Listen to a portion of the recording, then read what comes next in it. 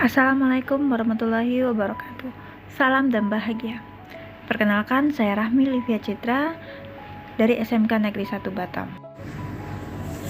Pada kesempatan kali ini saya akan mencoba memaparkan demonstrasi kontekstual strategi dalam mewujudkan pemikiran Ki Hajar Dewantara, khususnya tentang pendidikan yang berpihak pada murid.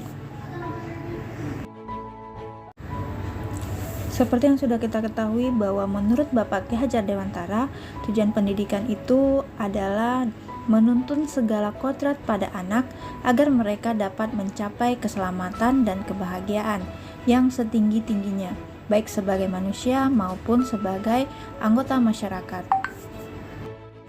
Sebagai pendidik yang notabene adalah menuntun, maka kita diibaratkan sebagai seorang petani yang mencoba untuk menanam berbagai macam benih dengan karakternya. Nah, karena kita menuntun, maka kita bisa memberikan perlakuan yang terbaik agar benih-benih tersebut menjadi tumbuh dan berkembang dengan baik. Sebagai pendidik yang notabene adalah sebagai orang yang menuntun, maka Bapak Ki Hajar Dewantara mengingatkan kita tentang 3 semboyan, yaitu Ing Ngarso Sung Tulodo, Ing Madya Mangunkarsa, dan Tuturi Handayani. Artinya, kita adalah orang yang memberikan contoh dan panutan kepada muridnya, serta pendidik juga harus bisa membangkitkan semangat dan kemauan dalam diri murid untuk terus belajar dan melakukan inovasi. Dan yang ketiga, kita juga diminta untuk harus mampu memberikan dorongan, motivasi, dan arahan kepada murid agar mereka mampu tumbuh dan berkembang dengan sangat baik. Dalam menuntun seorang murid, kita harus memperhatikan karakter murid dan kodrat alam beserta kodrat zaman. Kodrat alam merupakan faktor penentu terbentuknya karakter akibat pengaruh lingkungan dari anak. Sedangkan kodrat zaman artinya kita harus mempersiapkan anak untuk mampu mengikuti perkembangan zaman yang ada. Demi mewujudkan pendidikan yang berpihak pada anak, maka kita perlu memberikan kemerdekaan dalam belajar, dalam artian memberikan kebebasan namun tetap di bawah tuntunan kita agar mereka mendapatkan pembelajaran yang menyenangkan dan lebih bermakna. Dengan harapan anak bisa mengekspor potensi diri dan mampu berpikir kreatif, inovatif. Strategi berikutnya yaitu kita bisa melaksanakan pendidikan yang tidak menekan hanya pada kognitif semata, tetapi afektif, sikap sosial, spiritual, dan budi pekerti, dan psikomotor.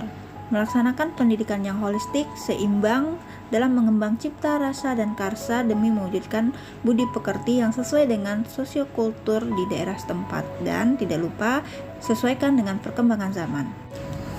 Di sekolah saya telah menerapkan kegiatan yang mewujudkan pemikiran Hajar Dewantara seperti ibadah, kemudian pembersihan lingkungan, kemudian ekskul paskibraka, serta di dalam pembelajaran juga sudah mengupayakan pembelajaran yang menerapkan pemikiran kritis, kemudian pembelajaran yang menggunakan teknologi mengikuti perkembangan zaman pada saat sekarang ini. Dalam mewujudkan pendidikan yang berpihak pada murid, ternyata masih terdapat beberapa tantangan. Yang pertama, masih rendahnya minat dan motivasi murid dalam mengikuti program-program yang telah disediakan. Bahkan, masih rendahnya kemampuan guru atau belum menyeluruhnya kemampuan guru dalam memahami pemikiran Ki Hajar Dewantara, yaitu khususnya pendidikan yang berpihak pada murid.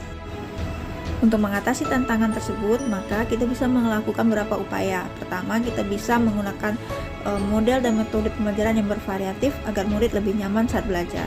Kemudian kita berusaha meningkatkan pemahaman terkait pendidikan yang berpihak pada murid.